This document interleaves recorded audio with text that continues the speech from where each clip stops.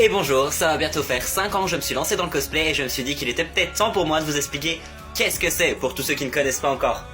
Alors, si on en suit la définition officielle donnée par Google, il s'agit d'une pratique consistant à se revêtir de l'apparence d'un personnage de pop culture en général, mais je pense qu'on pourrait ajouter encore un élément, c'est oui prendre son apparence, mais aussi jouer son rôle. Et il y a une question qui se pose souvent, c'est à quoi ça sert? Alors, globalement, c'est à peu près comme toutes les passions, pas grand chose, mais j'ai envie de dire, faire du foot, c'est pas plus utile, hein. C'est juste 22 gars qui courent après un ballon, et encore, je crois qu'il y en a 2 qui restent dans des cages à attendre qu'on leur lance la balle.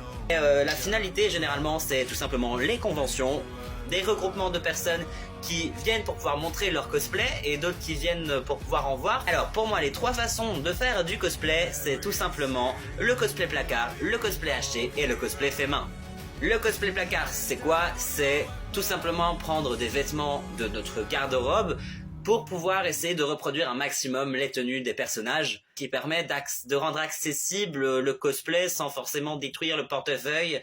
Puis après, il y a le cosplay acheté. Mais pour ce qui est de cosplay acheté, j'y connais pas grand chose. J'ai acheté un seul cosplay depuis que je fais du cosplay, et c'est celui de Doctor Strange, que j'ai acheté sur Amazon à 150 € parce que oui, du coup, le cosplay acheté peut avoir des prix différents, mais évidemment, les prix qui varient, la qualité aussi.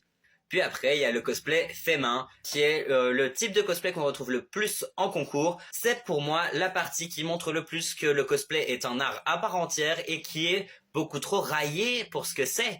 Parce qu'il faut pas oublier que faire un cosplay soi-même, c'est donc pouvoir réaliser une armure, si le cosplay en nécessite une, donc ça revient à faire pratiquement de la sculpture, c'est faire de la couture, faire de la coiffure, faire du maquillage.